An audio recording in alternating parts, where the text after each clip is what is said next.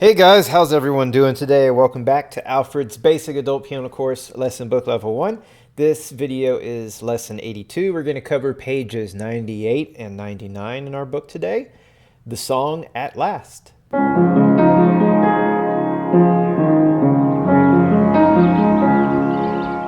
So, welcome back. Glad you're with me today. I hope that your progress has been going well for you in this book. We are getting closer and closer to the end of level 1. So we're pretty much in the section of the book now where all these pieces are pretty big pieces, but it is all review of everything you've learned in this book. And that's going to be no different with today's lesson, At Last, on the top of page 98. So this is another popular piece. And you can see at the very bottom of page 98, it says the eighth notes may be played a bit unevenly. So this is essentially swing, and we've studied this a little bit in level 1 book. Occasionally we've seen it, I think, in some of the blues pieces earlier, but not too often. But this is optional, but I'm going to include it in the lesson because I personally like this piece with the swing a little bit more than the non-swing. So you can see there at the bottom, it just says long, short, and I'll get into those details as a review a little bit later on in the lesson. But when we first start learning it today, and I start getting into the rhythms of the eighth notes, I'm not going to swing it right away. So I will begin by teaching it just the straight count, and then I'll introduce the swing, the long, short count, a little bit later on. That's completely optional. You don't have to do it that way. Ultimately, if you can do it both ways, that's going to be really cool. Just to have that skill set to be able to go back and forth between swinging your eighth notes and non-swinging. So if you can do both, I think that's just indicates a maturity as a musician. So like most pieces, I'm just going to start at the very beginning with my right hand and sort of take this right hand all by itself. Notice at the very beginning, though, that we are in 4/4 time, but notice it's an incomplete measure. What is unique about this is this, and this really isn't uncommon, but that incomplete measure is not abiding by the rules that at the very end of the song, at the bottom of page 99, we only have 3 beats. Instead, if you look at the last measure at the bottom of 99, we have a full measure of 4 beats. So, in my opinion, this is a crude way of saying it, but it's almost like, eventually they just get lazy with this. And when I say get lazy, I mean music in general, because it's introduced that the rule is, the very last measure of the song would have to be 3 beats, and then here's beat 4 at the very beginning. However, you're going to see more and more that you've got this incomplete measure at the beginning, and you go to the end of the song, there is no incomplete measure at the end of the song. So what it ends up being is people don't really refer to it as incomplete measures anymore. They just kind of say, oh, you got a pickup note, or you got a pickup measure. So it's just a small incomplete measure, if you will. It's still incomplete. But generally musicians will say, here's a pickup note, or here's a lead in, or whatever. So that's what this is. Now it's still beat 4. That is your second finger here on G.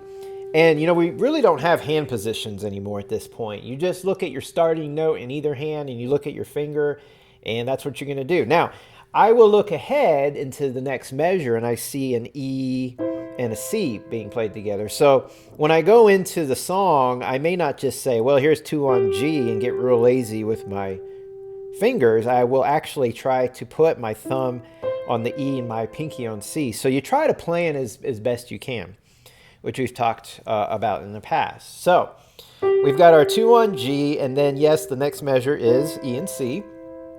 Now notice it's tied, so it's a whole note.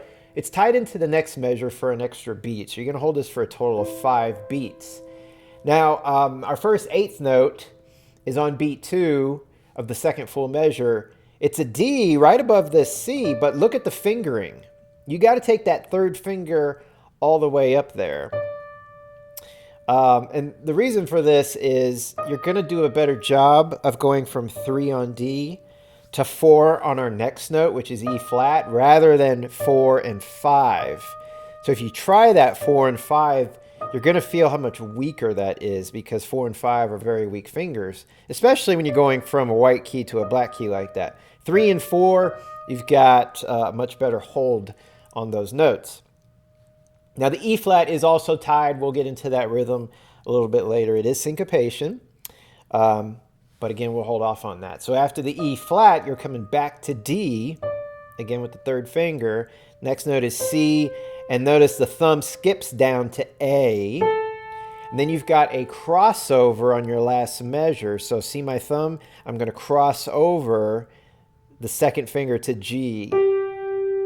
And when you do that, basically bring your hand into this position because of what's coming up next. Now that G is tied also for 5 counts. So on the second line, you're holding it on beat 1. And then on beat 2, you've got 3 on A, 4 on the B flat, and that's tied. The B flat, 2 eighth notes are tied. Back to 3 on A, 2 on G, thumb on F, and then the next measure, you've got another crossover, 3 to E. And when you do that, basically bring your hand to the C position. And I'm just looking ahead and seeing all the notes we're going to be playing, and this is the position you're going to want to be in. So we've got 2 E's on the second line, second measure. They're both half notes. Now the second E is tied as well into beat 1 of the third measure. Now on beat 2 of the third measure, you're going to hit the E again, and you're going to go up to 5 on G. Notice that's tied as well, and then 4 on F, down to E, down to D, and on the first ending, which is the third line, you're going to end it beautifully with your thumb on C. So this is the first ending. There's 2 measures. See the bracket? It's highlighting 2 measures. That means you're going to play this the first time only, which is what we're doing right now. Notice the C is tied for 6 counts. The second measure there, you've got a rest on beat 3. During that rest, you are going to jump and bring your second finger to G. Now that G and the second finger is like the very beginning of the song. And that's essentially what you're doing. You're repeating the whole song. So you're going to go back to the very beginning, and notice the repeat signs are after the incomplete measure at the beginning. Otherwise, you'd be playing this G twice, and that wouldn't make sense. So we're going to do everything we just did once again. E and C. In the second measure, that third finger jumps up to D. Catch the E flat with 4. Back to D, C, thumb on the A, and cross over to 2 on G. Remember, it's tied going into the second line. First measure on line 2, we've got, on beat 2, we've got A with our third finger, B flat with 4, back to A, G, F, cross over to 3 on the E. And once again, 3 on the E, which is tied. Beat 2 of the last measure, you got E again on the 8th note up to G with your 5th finger. And then you just walk down 4 on F, E, D. Now when you get to the third line, you're going to go to the second ending. You're going to skip the first ending, skip the first 2 measures, go to measure 3. Think about the lyrics. So in verse 2 there, at the end of the second line, it said, "The night I looked at you." If you wouldn't do "the night I looked at" song. So think about if someone was singing it too. Follow the lyrics if you get lost. So now we're on the second ending, the third measure of the third line. And notice that C is tied for 5 counts. Now in the last measure, beat 2, you're going to hit the C again. Go up to D, up to E. Down at the bottom line, you're not going to go up to F. It's a little skip. You're going to go all the way up to G. So be ready for that. And then you're just going down 1 note at a time. F, E, D. Measure 2, you're back to E. E again on beat 2. Notice it's tied to the 8th note. You have another E. Now you got to bring your thumb to that E. And that's to prepare you for where you're going next. After that thumb on E, you got 2 on F sharp, 3 on G, the last measure, you're going to go up to B, and then 4 on A, 3 on G, 2 on F sharp, and at the top of page 99, back to 3 on G. Now that's tied a half note and an eighth note. And then after that tie, you got G again, but it's also with the thumb. So you're going to have to bring your whole hand up. So thumb on G, and then A, B, skip up to D in measure 2. And then 5 on C, B, A, measure 3, back to B. And again on beats 2 and 3, you have a B. Then on beat 4, you have 4 on C. Now, in the last measure, you're going down a third. You're skipping down to A. It will be your second finger. Another A on beat 2. Another A on beat 3. It's an eighth note, so you'll go up to 3 on B after that, which is a dotted quarter. And then on the second line, skip down another third to G. That'll be with your thumb. Now, on beat 4, you hit the G again, but with your second finger. And by the way, at this point, you're repeating the beginning material, the beginning of the song. So this 2 on G is just like you did over at the beginning of page 98. So after the 2 on G, you once again have E and C. Tied for a total of 5 counts. Then on the third measure, second beat, you once again have 3 up to D. So just like the beginning. E flat, and then back to D, C, A. Now going to the third line, you have that same crossover, 2 to G. But it's a little different on the fingering here. So when you go to we're on the third line, second measure, beat 2, you still have an A and a B flat, and all those notes are the same you had back on page 98 on the first measure of the second line. But notice here on page 99, there's a 4 on that A. Normally, you would have played that A with 3. Of course, there's always a reason when they do this, and it's coming up. So bring that 4 in. And remember we said earlier, 4 and 5 are not very strong. But here we got to do it. And the reason we're doing it is we're going down to the C like we did before, but then we're coming right up to an E and a C. So this is why we got to redo all our fingering. So go back to that 4 on A. This is page 99, third line, second measure, beat 2. So yes, I do believe this A to B flat is weak. You'll have to practice it a little bit more. After the 5 on B flat, you go back to 4 on A, 3 on G, 2 on F. You'll land with your thumb on E. But then, like I said, at the end of the measure on beats 3 and 4, you've got E and C. Now that is tied into the last line. When you get to the bottom line, measure 1, it's only an eighth note. And then this sneaks up on us. We got to move our third finger to this C. Your 5 is on that C when you hit E and C, and you got to bring your third finger to that C. And then on beat 2, you have F and E. Now, that probably sounds wrong to our ears. It's correct, though. F and E do have that clash. It'll make more sense once you put all the music together. After the F and E, we go back to 3 on C. Beat 3, we have F and E again, this time for a quarter note. Beat 4, play the E. And you're going to have to take your second finger to G. Now, don't feel like you have to do this stretch that I'm doing.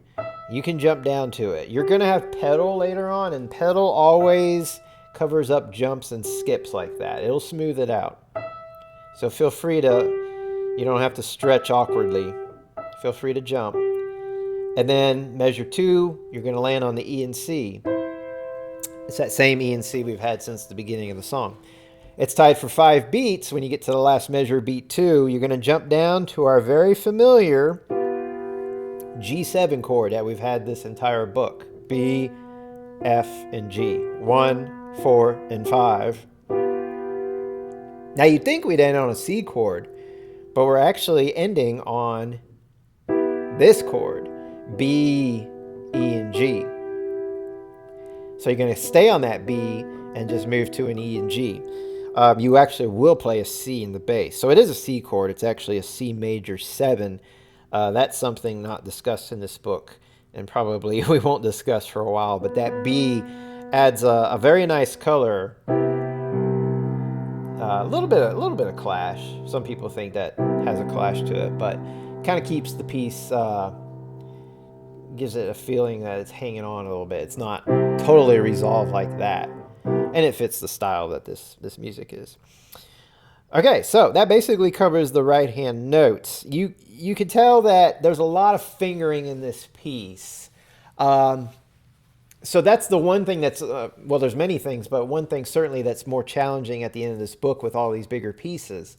Now you got all these notes in these pieces. None of these notes are new. You know all this.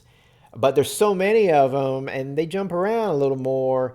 So it requires us to be more attentive to the fingering. There's a reason for all this fingering changes. And remember, as I've said in the past, fingering isn't about being in the moment. The fingering changes you see prepare you for where you're going. So they're doing it in places where it's like, why are they doing it there? I can just easily stay there. Well, it is an easy spot to change the fingers, and that's why they are doing it there, rather than waiting to the last moment where it would be even more difficult and just wouldn't be smooth. So keep that in mind with fingering. This is often the case that rarely is fingering about being in the moment. It's always about changing you up for what's to come so you can get there easier and smoother. Now, I'm going to go through the left-hand notes. No, you know what? I'm actually going to go, I want to stick with the right hand. I'm going to get into the rhythms. The rhythms are a little more complicated here. There's some syncopation. So sometimes I rely on the left hand for rhythms. Just putting it together sometimes makes sense, but actually it's complicated enough. I'm going to take the right hand by itself. So we are in a piece that has a lot of eighth notes, so we do want to do the 1 and 2 and. I mentioned earlier the long short rhythms. I'm going to hold off on that and just do straight counting first. So straight counting would just be a steady 1 and 2 and. Now the swing count would be 1 and 2. The and are shifted. They're actually closer to the next beat, but we'll get more on that later. So 4/4 time, remember that incomplete measure, that's beat 4. So that would just be a 4 and. Now you're tied for 5 beats here. So that would be 1 and 2 and 3 and 4 and 1 and. Make sure you don't go 5 and, but go 1 and because it's in a new measure. Your left hand will be busy. It's going to be playing quarter notes there, so it won't seem quite as long. But it's these next notes, these eighth notes, where it gets a little tricky. Now, when you jump up to the third finger on D, that's beat 2. It's going to be 2 and 3. I stress beat 3. It's just a hold, but that's why I stress beat 3. I almost accent my count when I say like 2 and 3. And that emphasis on beat 3, even though I'm not playing a note on beat 3, I'm holding, reminds me of where beat 3 is. I try not to get lazy because I'm holding that note. So it's a healthy reminder sometimes to stress where that is. Plus, that is the big beat. So this is syncopation. I'm hitting an E flat on and, which is the weak part of a beat, and I'm holding it through the big part of a beat. So that's another reason I'm stressing beat 3. It's bringing out the fact that this is where the beat really is, despite, that I'm doing some syncopation. So 2 and 3 and 4 and. Now sometimes I do it the other way around. 2 and 3. I might accent the and just as a reminder that that's where I'm coming in with that E flat. So there's two ways to look at it. With this piece in particular, though, 2 and 3, I kind of like emphasizing 3. And part of that might be just because the left hand's going to play along in that same rhythm. So it just differs sometimes. Sometimes I just feel it where it's like, okay, I want to emphasize the and because, I'm hitting the note on the and. But here I recommend just stressing beat 3 so we can keep track of where we're at.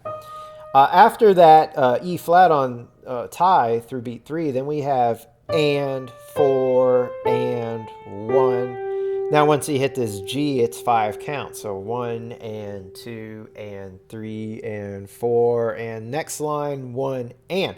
Now here you're copying the same rhythm again that you just did. So on beat 2, we have an eighth note followed by a tie. So it's 2 and 3 and 4 and 1. So you're essentially copying that same exact rhythm. It's almost a similar pattern, right? The B flat and the E flat are the two black keys right on the syncopation. So on the second line, second measure on the E, we got 1 and 2 and then again 3 and 4 and 1 and, because we're tied. And in this last measure, we have the same rhythm again. We've got 2 and 3 and 4 and 1. Now, these eighth notes, you definitely want to practice the steady rhythm. You want to practice that syncopation. As I've said, and the fingering and the smoothness. So there's a lot of things there. But as I've said many lessons throughout this book, practice it through beat 1 of the next line or the next measure. So that's why here at the end of the second line, 2 and 3 and 4 and 1, I'm going right into beat 1. So I don't hang on to that last D, that last eighth note too long. I want to make sure that it is also receiving the same value as the other eighth notes, and I'm not hanging on to it too long or putting any hesitation in there. Once we get to the C on the third line, this is a long tie. Of course, again, your left hand's busy, but that's going to go 1 and 2 and 3 and 4 and 1 and 2 and then you're off on 3 and. Notice on 3 and, I'm going to lift my hand and be right there on the G on 4 and it's just like the beginning. And you want to go smoothly into that first full measure at the beginning. 4 and 1 and 2 and 3 and 4 and 1 and then 2 and 3 and 4 and 1 and 2 and 3 and 4 and 1 and 2 and 3 and 4 and. So again, it's a little tricky because you got these very, very long ties, and then all of a sudden you got these eighth notes. It will be easier in that regard, hands together, because the left hand's filling it in. But still good practice to do it by itself. Let's pick up right there, second line, second measure. This is the second time through, so we're going to go to the second ending now on the third line. So we got 1 and 2 and 3 and 4 and 1 and 2 and 3 and 4 and I'm going to go right into it. Now in the second ending, this is held for 5 counts. So 1 and 2 and 3 and 4 and I am speeding it up for now. And then back to 1 and. Now you hit C again on beat 2. Now these are all quarter notes, so really keep it steady. 2 and 3 and 4 and 1 and 2 and 3 and 4 and 1 and 2 and 3. So we're at the bottom line, second measure. Let's pause right there because here's syncopation. This syncopation is different than what we had before. So you've got an E on beat 1. You've got another E, and it's tied beat 2 and 3. And then you have an E coming in on the end of beat 3. And that's also where you move the thumb. So a couple things you got to be looking out for there. So at the beginning of that second measure, we got 1 and 2 and 3 and 4 and 1 and 2 and 3 and 4 and. So because of all these eighth notes, in this section it gets a little tricky because it's almost too easy. You got all these quarter notes, right? Like the last measure there on the words I can call mine. Those are quarter notes. It's so easy to just keep them like eighth notes. It's very easy to play. They're going right down the scale. This is why we do the ands. 1 and 2 and 3 and 4 and. Now, my opinion about it musically is we need to push those quarter notes, the tempo along just a little bit. I'll get into this at the very end about pushing tempo. Pushing tempo doesn't mean change the rhythm. It doesn't mean push it so fast it becomes an eighth note. It just means it's almost like there's still quarter notes, but it's like I'm going to turn my metronome up maybe 5 or 10 clicks, and I'm just pushing it forward, right? But I'm not changing the rhythm, and it's not going to be an extreme. It's just moving forward. But I'll get more into that later. But for now, it's going to feel a little stagnant. That's good. That means you're doing it correctly. So if you're feeling the urge to do eighth notes or something, that means you're feeling the music. You're like, this should go somewhere. It's easy to play, but more importantly, the music feels like it should go somewhere. You're correct. It will. But again, we have to know the difference between pushing the music, moving it, rather than changing its rhythm. That's where we have to draw the line. So that's why we're going to keep doing those ands. So that very last measure, got your fifth finger on B. It's 1 and 2 and 3 and 4. And then the top of 99, 1 and 2 and 3 and 4 and. That's the same situation that we had at the bottom of 98 on the second measure. It's just at the top of 99, beats 1 and 2 are not quarter notes. It's tied.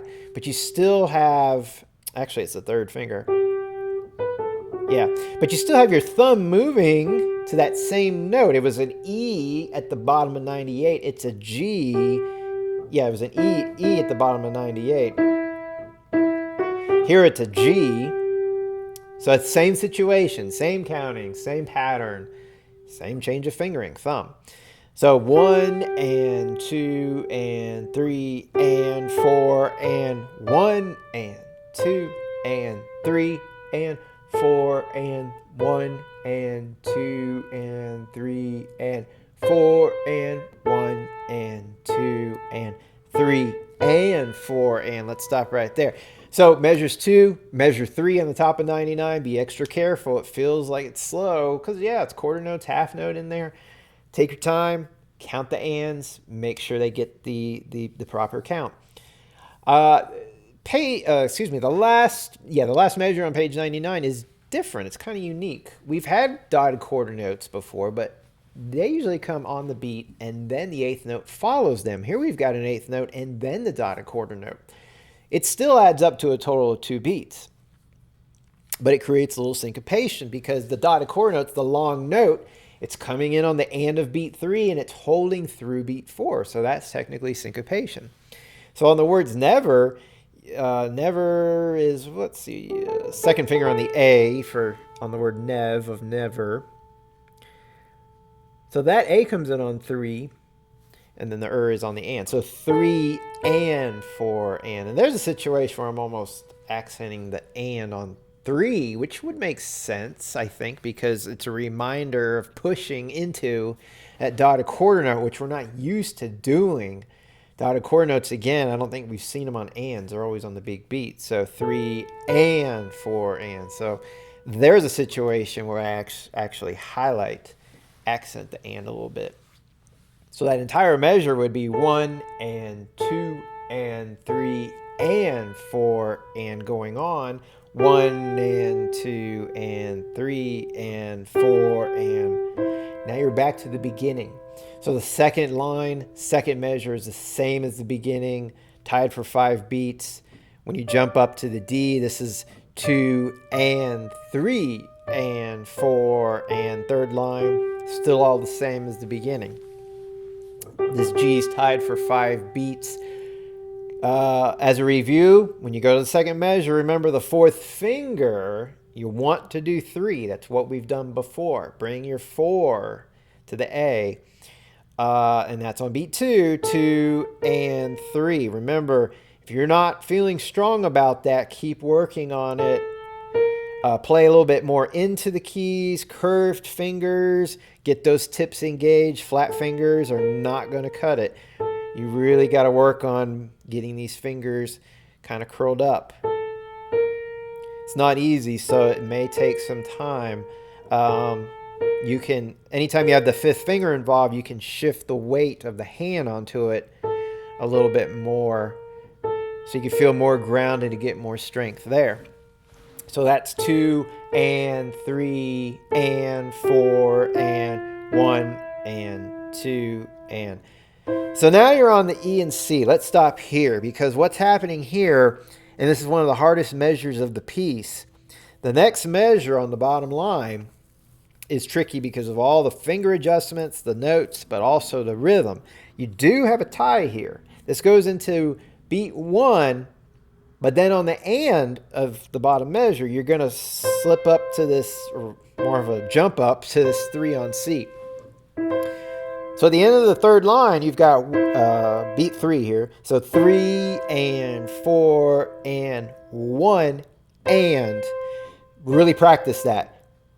Practice the jump. Make sure it's the third finger. Make sure it's right on the and.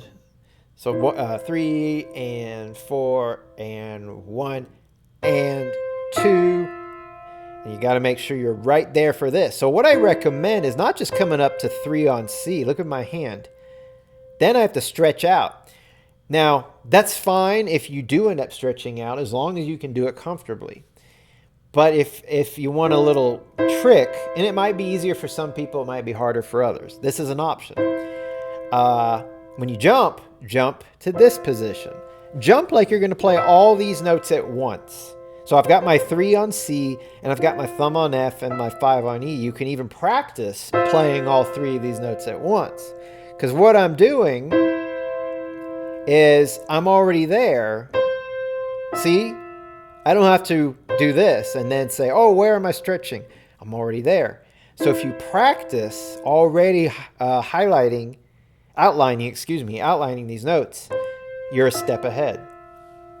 It's a little bit harder in the beginning, but once you do it, it's actually a lot easier in the long run. So you can do this, and maybe you're comfortable stretching, and that's fine. I probably do that myself without even realizing it. But if you say, man, I just can't get there. Most of the time in piano, if we can't get there, find a way to prepare ahead of time, because that's what a lot of this is about, preparing ahead of time. Looking ahead, outlining ahead in this case.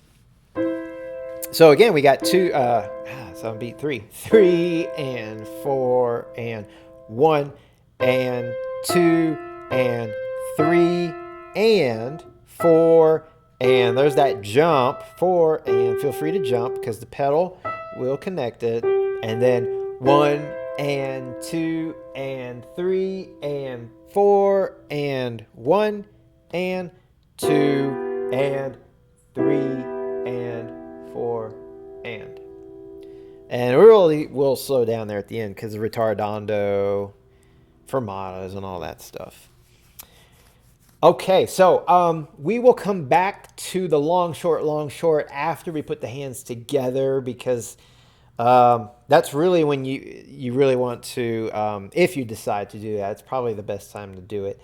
I mean, you can practice it, hands separate, you can do it, but in this case, it's probably just as well to just add it in the end.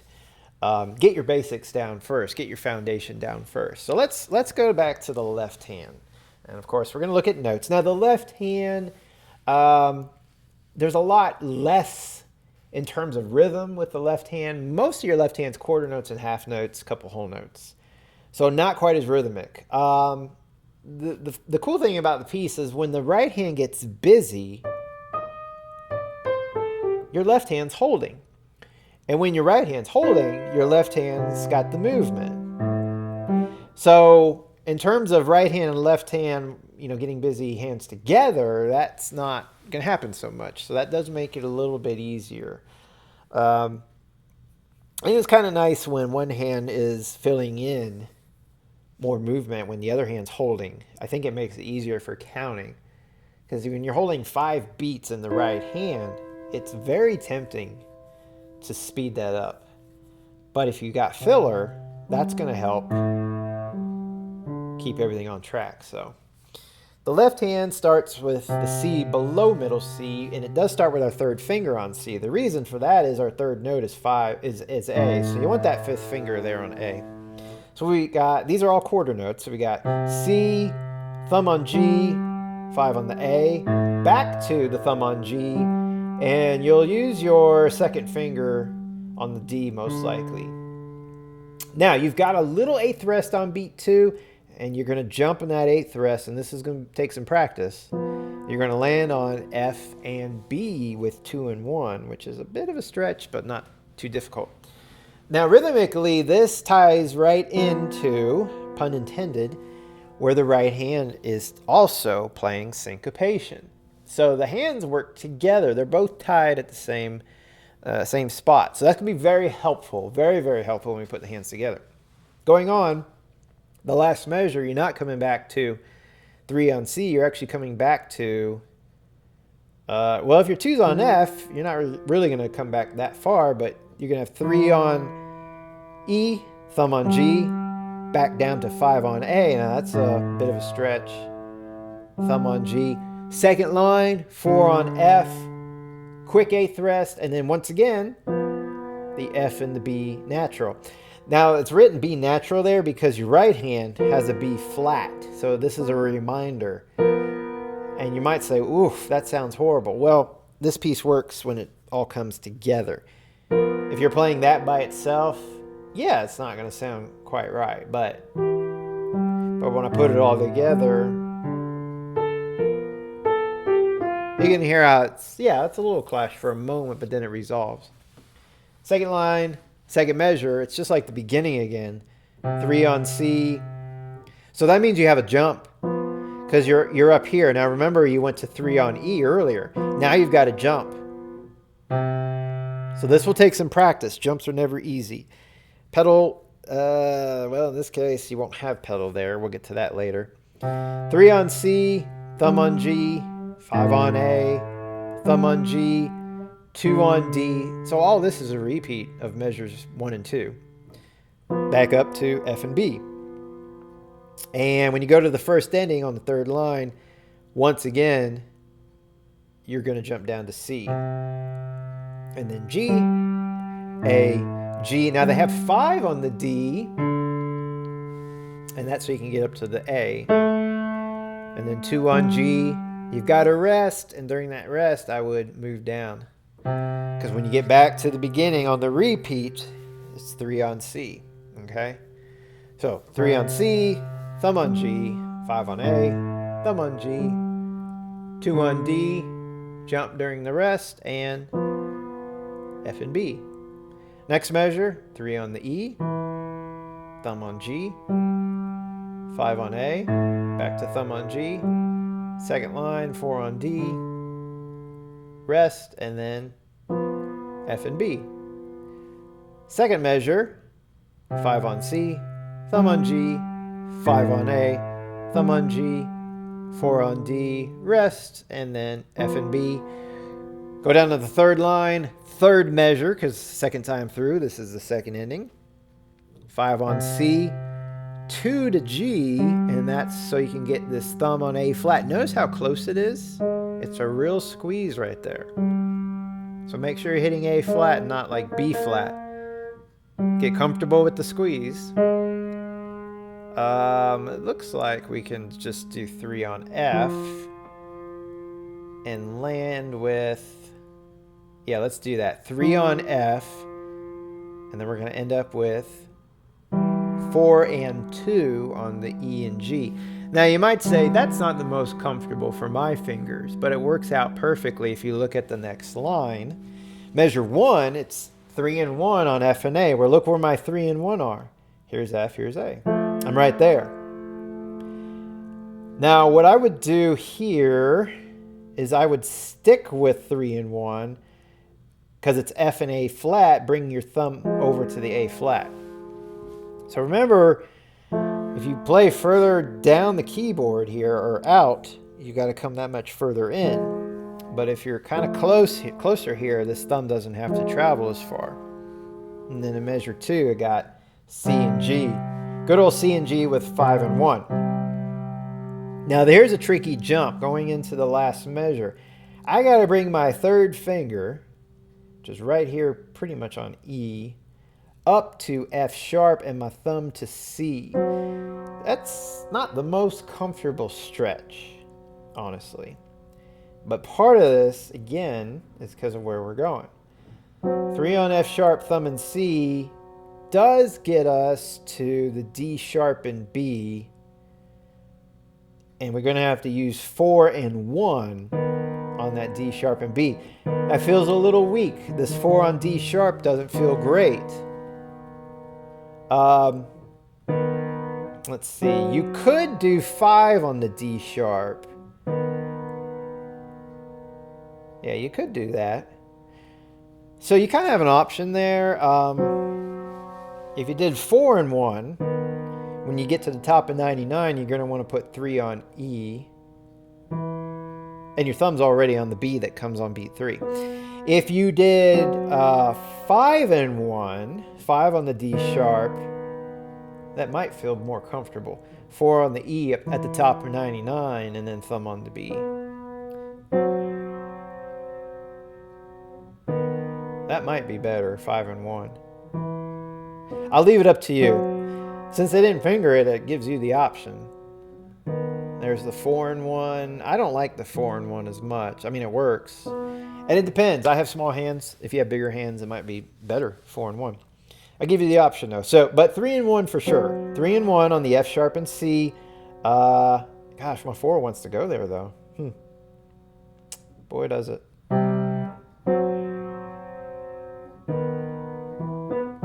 Well, I'd say, if you're like me and it wants to go there, just do it. I just said it doesn't feel very comfortable, but it's there, so that's part of it. I wouldn't, and if you did that, I wouldn't slide in this case.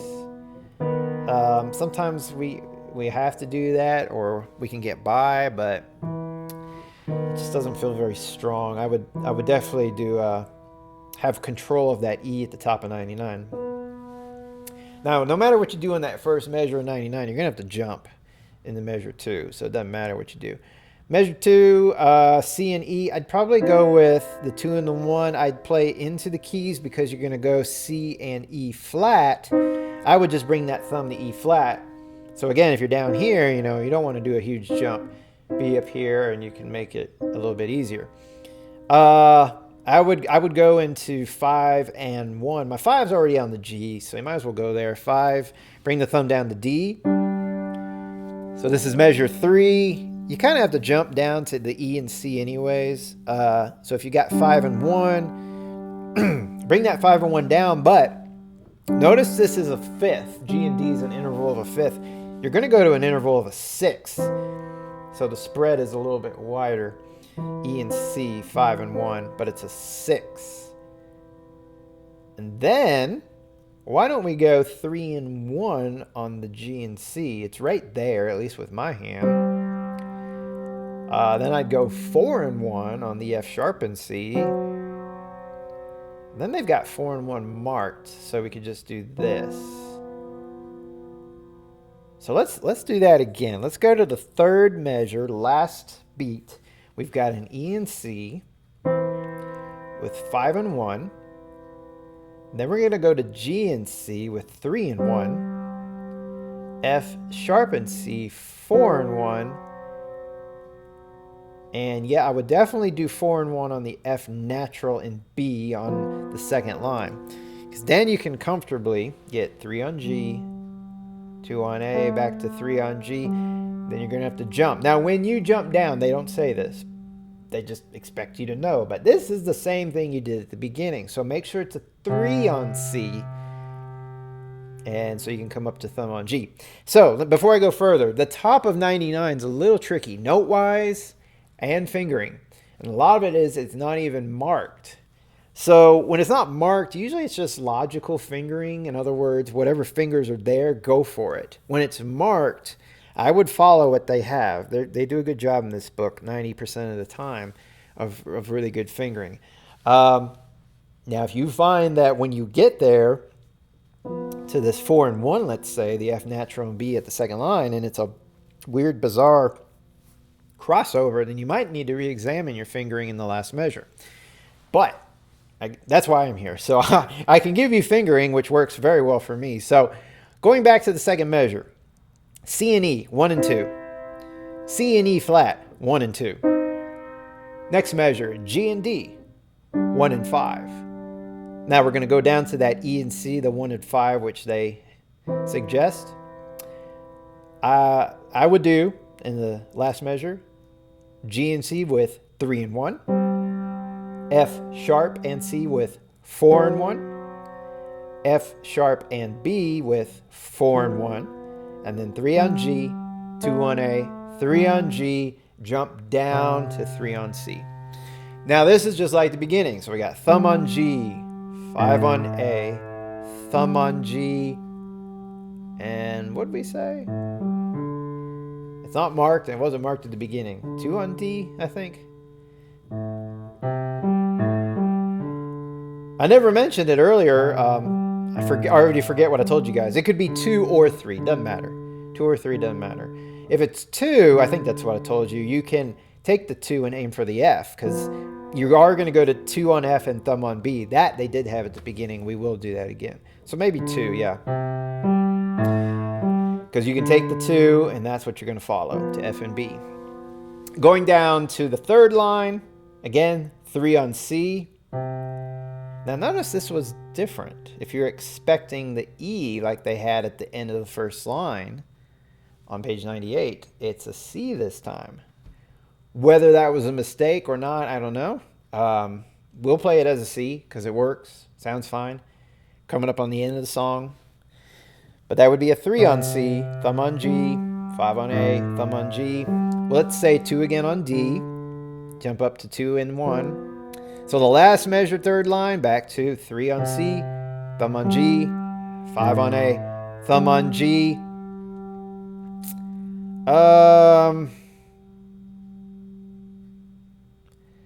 This D at the bottom of page 99. So we've been doing 2 on D. So why don't we do... Yeah, see what I did there? So I've got 2. If I do 2 on D, then I would take my 2 and move it to A. Keep in mind, you got a pedal down during the... Your pedal is down during this moment. So smoothness is not an issue. Your pedal will get it. But I would do 2 on D to 2 on A. If you do 2 on A, the G and the B half note on beat 3 fall in very easily with 3 and 1. The only other fingering you would possibly do there is 3 on A, which honestly you would end up doing the same thing. 3 on D. You would do the same thing. Jump to 2 on A and 3 on B and thumb on G. So either way, but for consistency, why don't we stick with 2 on the D. It is a bigger jump though, I've noticed, but you've been doing it anyways. Well, you've been doing 2 to F. I give you the option. Whatever the option is, if you do 2 on the D or 3 on the D, I would mark it and stick with it. You definitely want to stick with it. Options are good. Options are good in the beginning. Options are horrible when it comes time to perform, because then you just say, oh, I got options. And then you get there and you're just like, which one should I choose? And then it's too late and you choose neither, or you choose both, or it just falls apart. You don't want to have a choice. That's why we practice and learn. You want to have it solidified. So keep that in mind too. I'm going to do the 2 on the D personally. 2 to A, 3 and 1. Second measure on the bottom, we jump back to C, G, A, G, and let's follow this fingering precisely as they have. The last measure, 2 on D, 3 on D flat. Your thumb comes under to C, and this is an octave C for our ending. So that left hand ended up being a lot trickier than it appears to be. A lot of it's just fingering. It really is a lot of fingering. Partially because of sharps and flats, things feel a little different. We're using some weaker fingers. We have options, and options are harder because you have to consider what you're going to decide on. You have to choose something, and this is where we can get in trouble. I may get in trouble because I didn't write any of this down, but you want to have a pencil handy, and most of us are like, yeah, it's fine, I'll remember. Well, you remember today, and then you wake up tomorrow and you're like, what was it? I forget. But if you wrote it down, it's there forever. So this is where you might want to go through, especially that left hand, where they don't have fingering marked, and where we went through it and came up with a fingering, mark it. Because, yeah, it easily, you could forget it. And just because page 99, a lot of it is the same as page 98, you might think, well, I've done it on page 98. I'll remember it. It doesn't work that well. You'd think it would. But when you go through the bottom of page 98 and the top of 99 and all that material, by the time you get to the second line of 99, we tend to forget. So write it down. You'd be glad you did, especially when it comes to tomorrow. Pull out the piece. You see that fingering there, and you're like, oh, that's comforting. That's comforting to know it's there. I'm glad I did that. Because if you wake up tomorrow and you pull this out and you don't have the fingering and you're like, oh, what was it? You'll be like, I got to go back and check out this video again, which I'm happy. I mean, that's great. You know, I'm not going to lie. I've got ads running now. I'm collecting revenue. It help support, you know, my career. So I'll be glad that if you check it out again and, you know, give me a few, what is it? They pay like a penny per ad or view or something. It's something crazy. But all jokes aside, though, I really want you to be good at this so you don't have to keep checking out the video, to be honest with you. So that's why I do recommend you grab the pencil and write that fingering down if you haven't done that yet. So now I'm actually going to put hands together because the rhythms in the left hand are very simple. Thank God. The rhythms work with the right hand in some cases. But I am going to focus right now on just getting the coordination, the notes. So we're not putting pedal yet. We're not doing dynamics. We're not doing swing. We'll get to that in a moment. So when you start the piece, this is your outline. Now, I can outline these notes in the right hand. And that's basically everything I can play before I have my little jump. So I'm going to outline that. In the left hand, I'm actually going to play all these notes before I have my first jump. I've got C, G, A, G, D. So if I'm there and there, I kind of have a nice outline beginning of where I'm going. So beat 4, and then all together in beat 1. And this is going to be left hand. Left hand is going to be doing 5 quarter notes. That's the 5 beats that our right hand's tied for. So we got, this is all left hand. Into beat 1, this is our first tricky spot. Your right hand moves up, and then your left hand moves up. But what I want you to do is move them both up. But they don't play together, right? But you want to go ahead and get here. And obviously you got to get here because it does play. You want to be ready in the left hand. You don't want to go, sorry. That's where we're at. Also, you need to be off because there's a rest anyways. You don't want to jump up. It's just not going to be very smooth or delicate. It's an easy, laid-back piece, mezzo piano. So, and it's better coordination when they move together. Now, the tricky thing is you might want to play at the same time. So that is tricky coordination where you're there, but your right hand plays, and then both hands play. Now, this is tied in both hands, so it's nice. And then keep it down in the left hand. Your right hand plays on the and, for, and. This is tricky too. You got a crossover in the right, and you got 3 on E's, not too bad. And then it's all left hand into the next line. And then we've got 2 and 3. That's that same pattern, and 4, and then you're going to cross in the next measure. 3 on E, bring down your third finger to C. 1 and 2 and 3 and you hit the E again in the right hand. 4 and you're still tied in the next measure on beat 1 and then 2 and you got that same jump in the left hand, same rhythms in both hands, and then and 4 and make sure you don't do 5 on C. When you go down the third line in the left hand, bring it down to 3 on C. So they're both C's, but 3 in the left hand, thumb in the right hand. 1 and 2 and 3 4 and 1 and remember 5 on D. 1 and 2 and rest on 3 and in the right hand, but move up to the G. So you're right there on 4 and then you got to bring your third finger down to C in the left hand during its rest on beat 4. So there's a lot of tricks there. When you put the hands together, you're doing all these jumps and movements. It gets super tricky. Practice 1 measure at a time, 2 measures at a time. Repeat, repeat, repeat, repeat. Speaking of repeats, we're back at the beginning. 1 and 2 and 3 and 4 and 1 and 2 and 3. Now notice what I did there, which you could also do. 1 and 2 and. I kind of stayed over the notes rather than go ahead and touch them. 1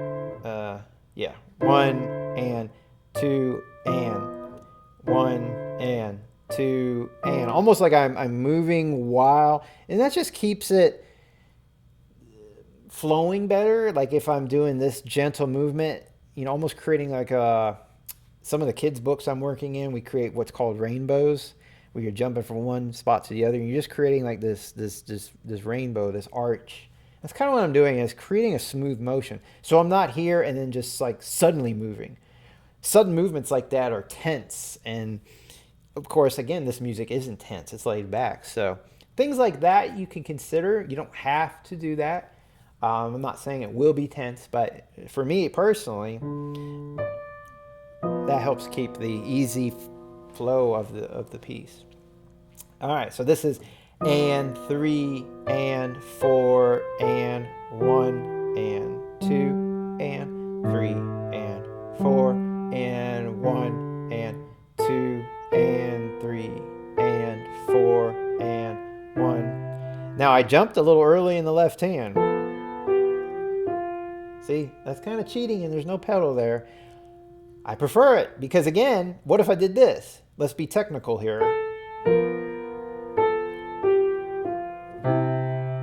See what I did? You hear it? It's because it's sloppy. Because, again, I got tense. I had to move real quick. I had no control when I do that. It's better to leave a little early off the note, even if you don't have pedal. That's quite all right.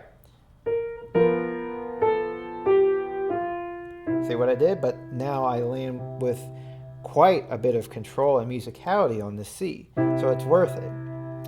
Picking up right there, second measure, 1 and 2 and 3 and 4 and 1 and 2 and 3 and 4 and second ending, 1 and 2 and 3 and 4 and 1 and 2 and 3 and 4 and. Be super careful right here. This is what I see all the time. Second ending. Those last 2 measures.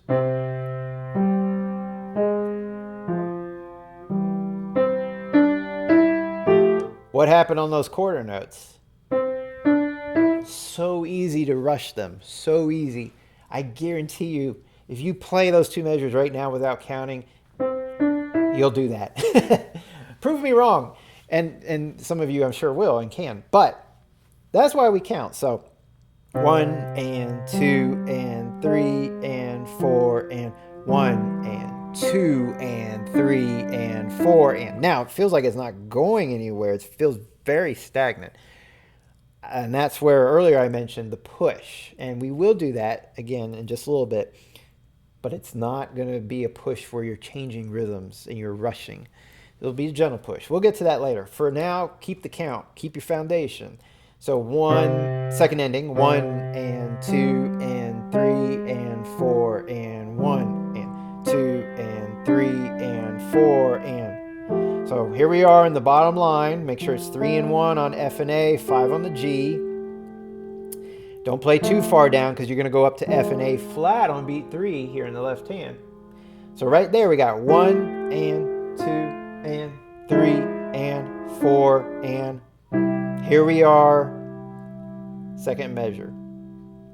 So any moment, I haven't mentioned this too much yet, but if this is difficult, you're here at the end of the first measure. If it's difficult to go right into beat 1 there, take your time, repeat, repeat. You might have to practice going from here to here. Your right hand's not doing anything hard. It's going E, D, back to E. By itself, that right hand's easy. Your left hand's doing the work. That's harder. And this is true of any spot in any piece in any music. If you're having a hard time with both hands going from one measure to the next, most of us just keep on playing. Yeah, it's tedious work, but you got to do it. You got to do the repetition. You got to do that till you get it, just like that. Make sure you got the notes first. Make sure you got the fingering also.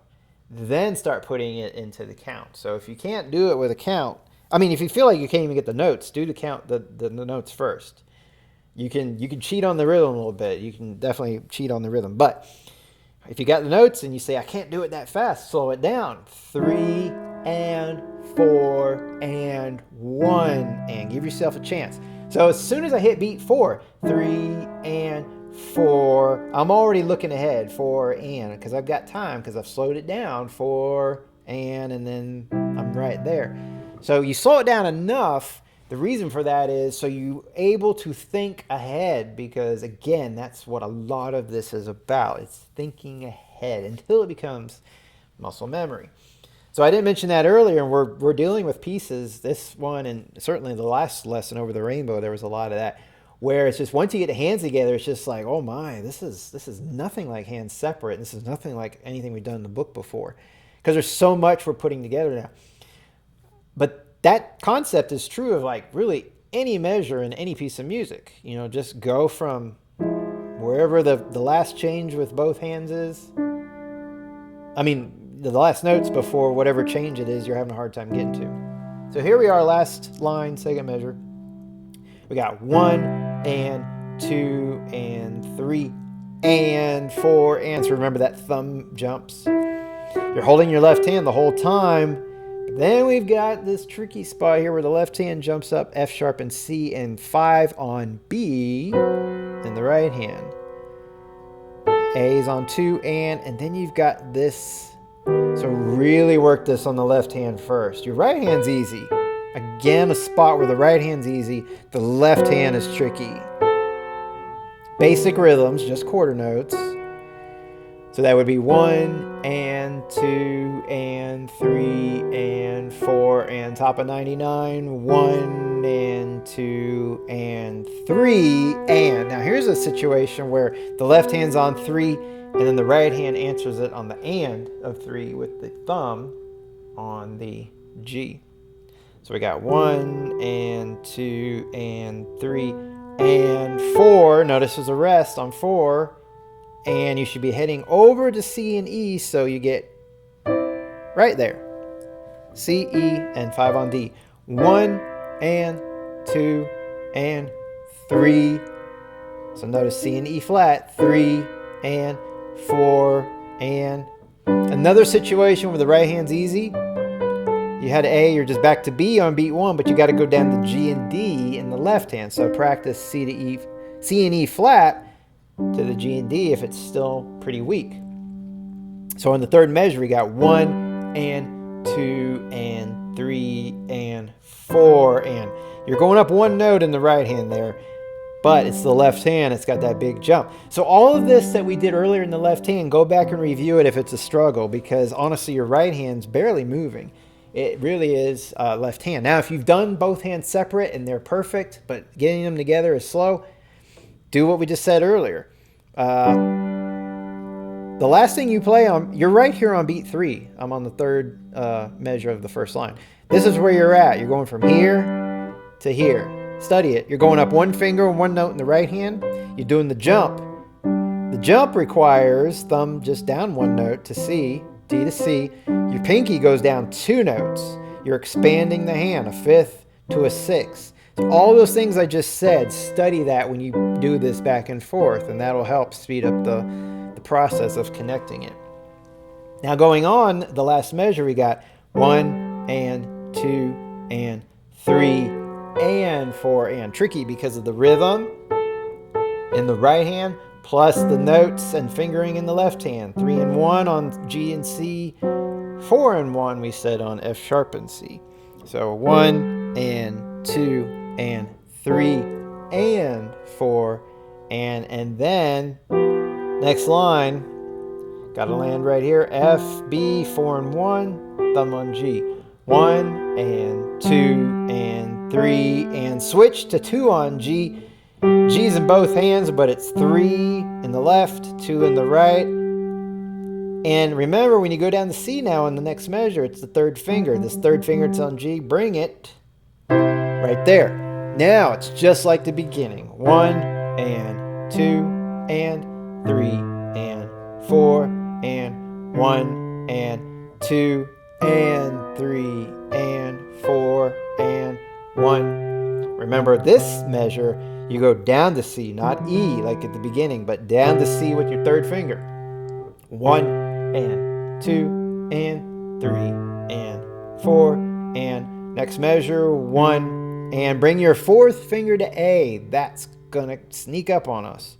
So 1 and 2 and that's a weaker spot. I did the wrong fingering in the left hand, mainly because of this. So if you've already strengthened this, you should be good to go. But because of the left hand too, makes it a little tricky. Going on and 4 and remember you're going down to 3 on C in the left hand. 1 and 2 and E and C in the right hand, 5 on A in the left hand, and then the G. Now this measure is going to get hard. We said 2 on D in the left hand. You're still tied in the right hand. So you're going to really break this down. We'll do this right now. So we got 1 and that's the 3 to C. And then A in the left, F in the right, E in the right. 2 and then 3 and 4 and. Did we get all that? So the last measure of the third line, beat 3, you're here. And then the G. So we might as well just get the notes first before we do the count. So that's the second finger in the left hand on D, followed by third finger on C. And then we got thumb on A, thumb on F, 5 on E. This is on beat 2, and then the and of 2, 3 on E. Did I do that right? I did not do that right. Because that's the second finger on A. And then 5 on E, 2 on G, and then bring your third finger down to the left hand. 1 and 2 and 3 and 4 and 1 and 2 and 3 and 4 and. All right, so let's look at these last two measures a little bit closer. The second to last measure here at the end is pretty easy. It's just like the beginning. You got 3 on C in the left hand, thumb on E, and 5 on C. 1 and 2 and 3 and 4. And now the last measure is where it gets tricky. You got 2 on D, which is 1 and. You're still tied in your right hand. 3 on the D flat, but you jump down to the G7 chord on 2 and then that thumb comes under the C, and you've got B, E, and G. So you got to get all this at once on beat 3, and then beat 4, you're all by yourself down there. So that is a little different, a little tricky. Now when we put the swing in, so it just says the eighth notes may be played a bit unevenly, long, short, long, short. I think I've said this in the past. When you put long, short in, that swing, that's 1 and 2 and 3. You're basically going to count your whole piece like that. You don't want to just count part of your piece straight, 1 and 2 and 3 and 4, and then next measure 1 and 2 and 3. I mean, certainly you can do that, but that's very advanced. That's very tricky. You've got a lot going on already. I would not recommend that. And honestly, you really just want to keep the feel throughout the whole piece. There's a lot of measures we've gone through that are just quarter notes. Even when you have quarter notes, keep the swing. Here's what I mean. The very beginning of the piece, Here it is with straight counting. 4 and 1 and 2 and 3 and 4 and 1 and... Now the next bit we play is where we're going to start feeling that swing. Well, you're going to start hearing that swing. You want to feel the swing before it. That's going to make it easier. That's going to get you in that zone rather than just saying, whoa, I got to shift right in the middle of the piece. No, the whole piece needs to have that swing, even if some of the notes aren't affected by it. So my point is this. Straight count is just 1 and 2 and. Very straight, very even. Swing count is 1 and 2 and 3. Notice the and is shifted closer to the next beat. 1 and 2. So it's no longer 1 and 2, but it's 1 and 2. So let's go at the beginning. So 4 and becomes 4 and 1. So 4 and 1 and 2 and 3 and 4 and 1 and 2 and 3 and 4 and 1. Now when you get to the eighth notes, that's when the audience will really start hearing it. I think there's a lot to do, though, that people pick up on, even if they're not musicians. If you start feeling that swing, even though you're playing quarter notes, I think it still comes across. You know, I'd like to think so, but I'm a musician, so I guess, you know, I just kind of pick up on that. But I still think that other people do pick up on that too. So there's part of it is just keeping that feel for your audience. Part of it, a bigger part of it, is keeping that feel for yourself, because you don't want to go 4 and 1 and 2 and 3 and 4 and 1 and 2 and 3 and 4 and 1 and 2 and 3. It almost sounds obnoxious when I'm doing it, in my opinion. But you see what I'm saying? It doesn't make sense. It's not fluid. It just doesn't even make sense to do that. It's actually harder to do, and there's no feel to it. So keep it consistent throughout, even when you're playing notes that aren't affected by the swing. Anything that comes in on the and, so obviously eighth notes, but even, you know, the dotted quarter notes involve an and. Some of the syncopation, the long notes come in on an and. Anything that is played on an and, that's affected by it. Rests too. So like, you know, eighth rest on beat 2 in that second full measure, that eighth rest actually is going to be a little bit longer, because remember the first note of beat 2, the first beat is long, and then the and is short. So 2 and. So the rest is longer because it's on 2. So I'm not really going to dig into this a whole lot, because we've done so much already. And again, it is optional. I do recommend doing it, though. I personally do it because I just like the way this part sounds. I got the wrong fingering here. You hear that? Versus. It's just a little more fun. But it's just a different style, you know, and I personally like it. So totally optional. You may like it the other way. I recommend learning it straight, of course, like we did the whole lesson.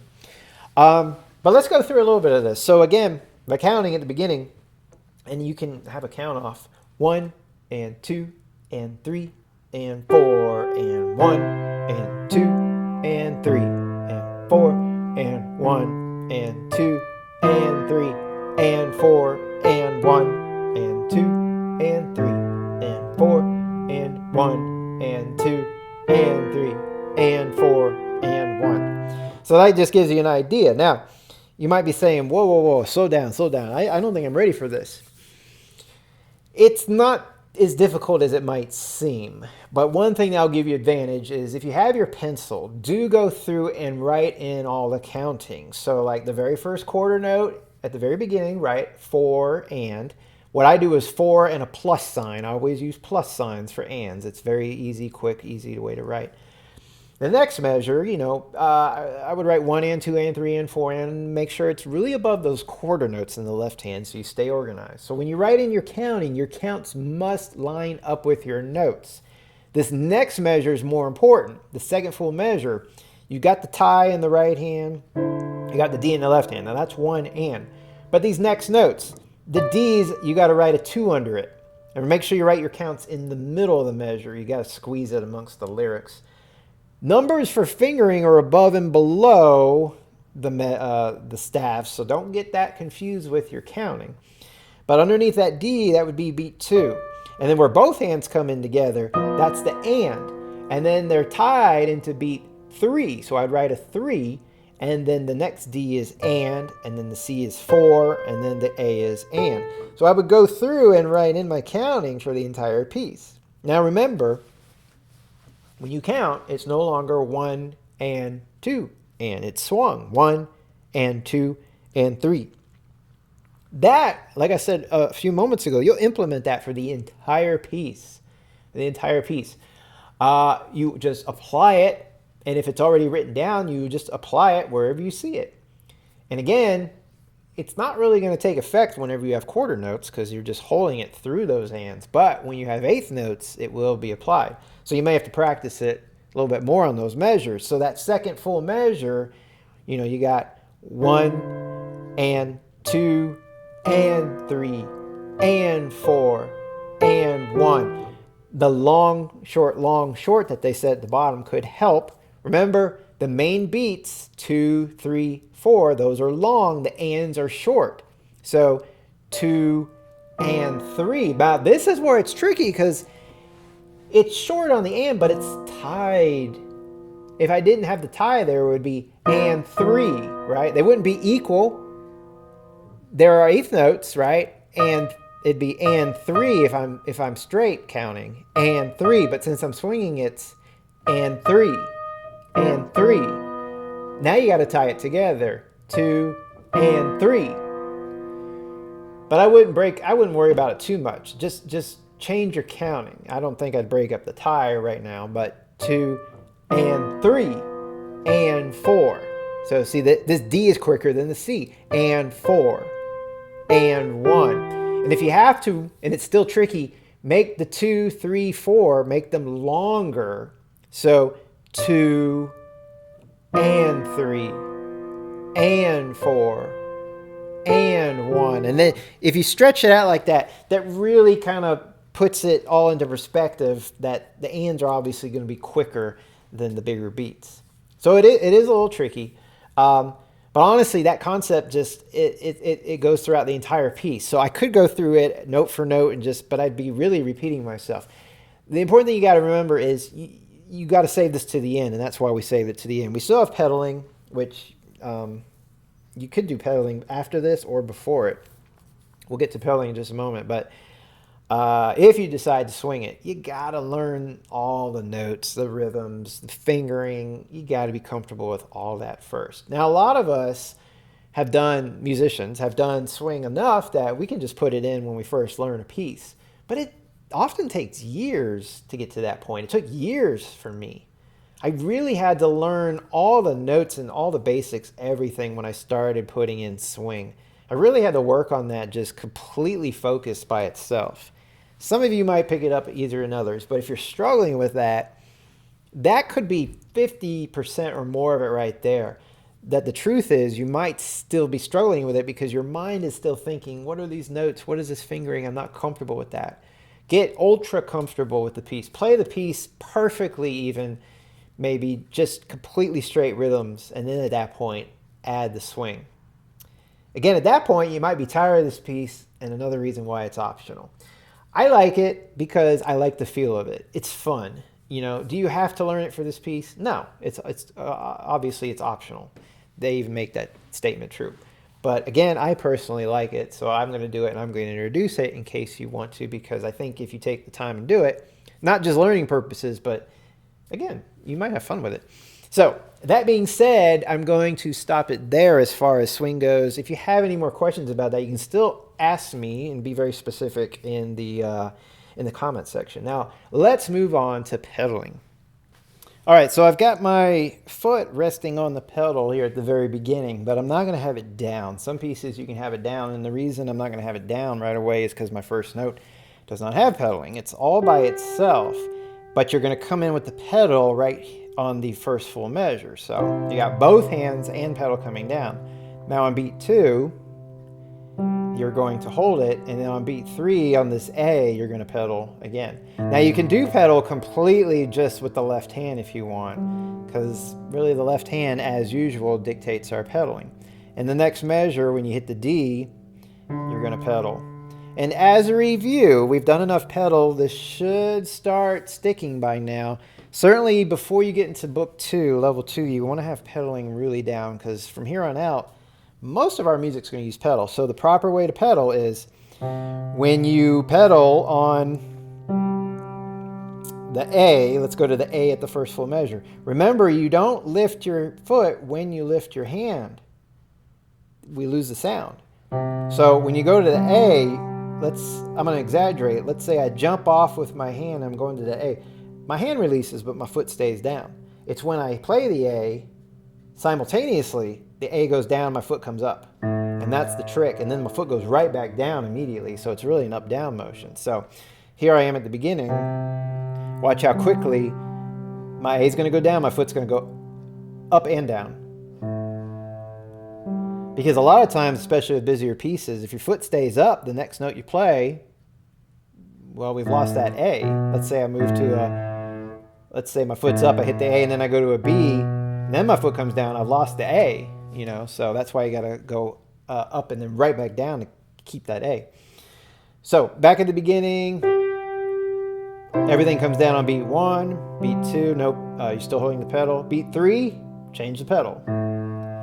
But the cool thing is the pedal concept is almost the same 99% of the time. This timing of when you come down, the foot comes up and then right back down. Now here it's super tricky because all this movement, which you should know by now, when you hit this D, notice the pedal's still down.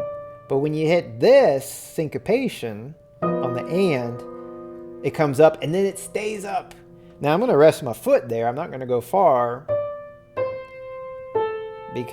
and there will be a slight break, and that's okay. I'm messing up my fingering.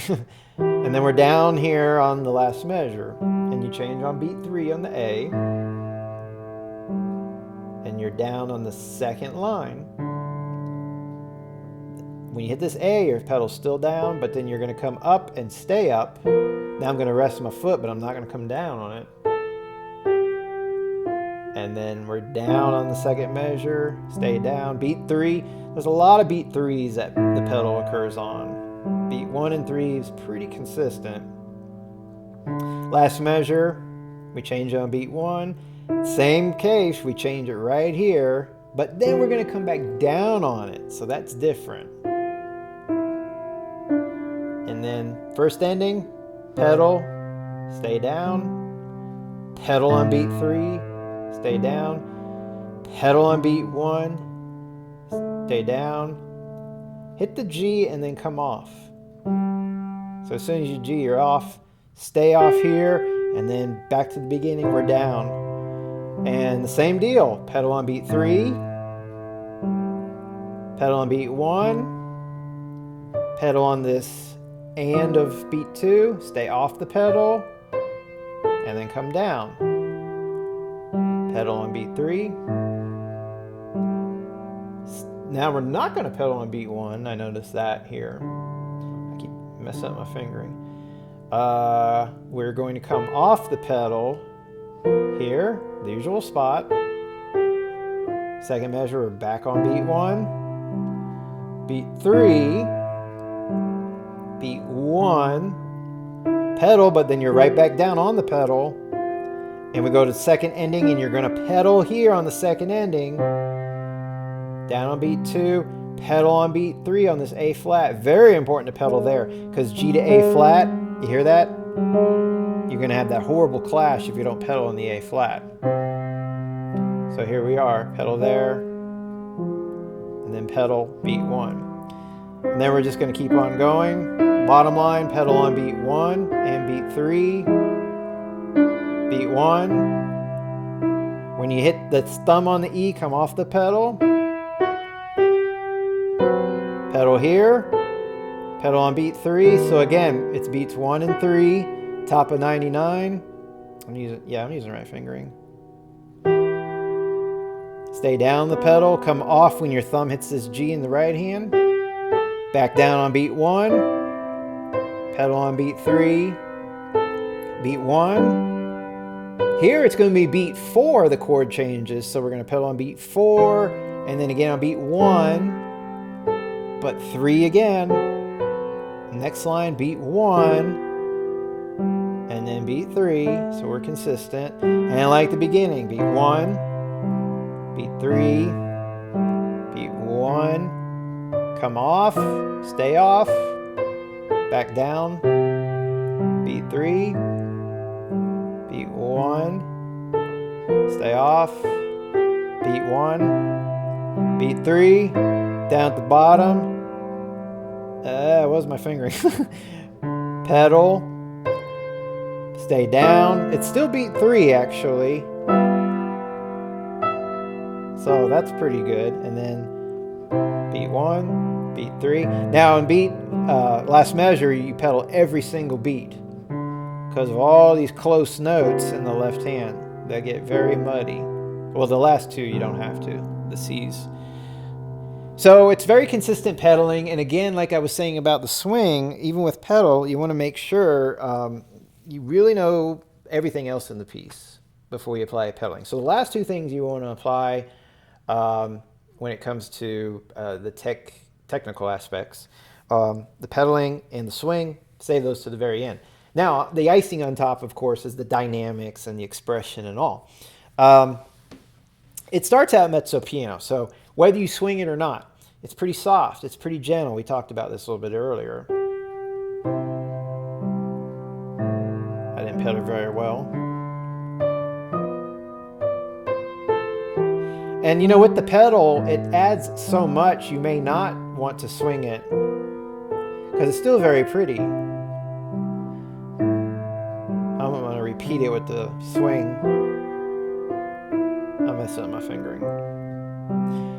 But this is just a nice mezzo piano. Now, I'm going to repeat it, but I'm going to do it with the swing so you can hear the difference.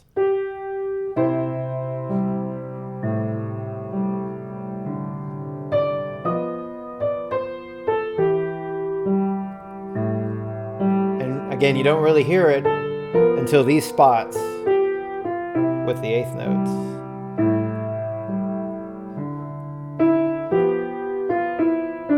Now let's go to the second ending. Here's the push. 1 and 2 and 3 and 4 and 1 and 2 and 3 and 4 and... So you see what I did? I pushed the tempo, but you heard me still counting 1 and 2 and to make sure they're still quarter notes. Because if I don't push the tempo, it does feel like it's dragging. So push it, but don't rush it. 1 and 2 and 3 and 4 and 1 and 2 and 3 and 4 and 1 and 2 and... So you feel that?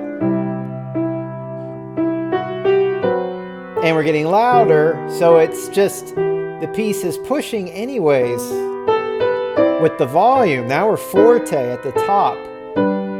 So to assist in that, I would recommend pushing the tempo. But here, we're pulling back 1 and 2 and 3, and we're getting soft. So we return to the beginning. A little bit slower now, the original tempo.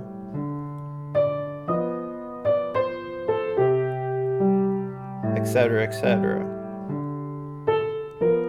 Then it gets a little bit louder and then it slows down and gets softer at the very end. So the last thing I want to do for you today, it's been a long lesson, thanks for sticking with me. I want to just play it through for you. I'll have a separate video up at some point, hopefully not too long, where you can access it just to hear the performance of the piece without having to scroll and find it here. But let me go ahead and play it for you all the way straight through. I'm going to play it with the swing, just because I prefer it that way. And I'll give it a little count off. So 1 and 2 and 3 and...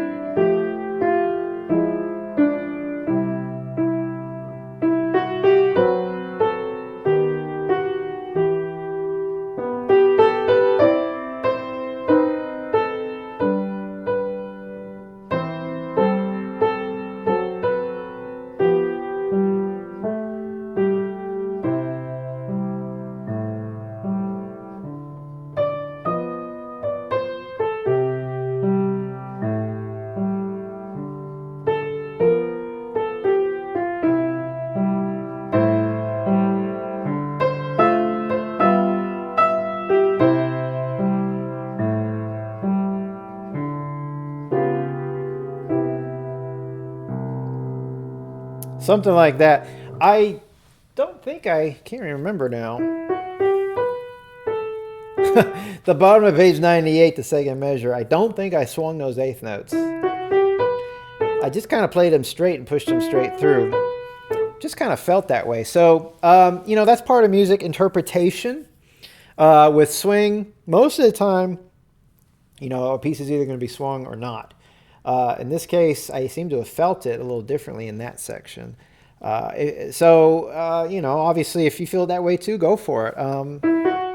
That's if you swing it. But I think I just played them straight and just use them more as a push to push everything forward. And when you play it straight, it kind of gives it that push. If you swing it, it kind of lays it back a little bit. So, again, something completely optional, but I am throwing that out there because if anyone was like, hey, he didn't swing those eighth notes, why is that? That's why. Musically, I felt it a little differently there when I put the piece all together as a whole. So, again, that's something else I recommend. Learn a piece as written, understand everything, all these different concepts, the theory, the structure, and then play around with it. Have fun with it. Be creative with it. We have to do some of that, right? We don't all want to play it the same exact way. We want our foundations to be the same. We want to understand the language. I mean, music's the language. What I'm doing in this video is I'm speaking music to you, right? I'm speaking the language so that you can take this piece and learn it, but then you can do something with it, right? And of course, you're more than welcome to play it the exact same way I did, but if you want to play a little differently, go for it. And there is that option of swinging the eighth notes or not, of course, that gives us those options musically. So thanks again for sticking around. These are getting to be very long videos, but they're hard pieces. There's a lot going on, and I want to make it as easily accessible to all of you as possible and try not to make anything confusing. I apologize if anything is, and if it is, and you've got questions, please, please, please ask. I want you to ask. I want to answer them. I love answering them. Challenge me. I love to be challenged. I just take that challenge and use it towards future information, so it's a win-win for everybody. Thanks for sticking around, and I look forward to seeing you in the next lesson.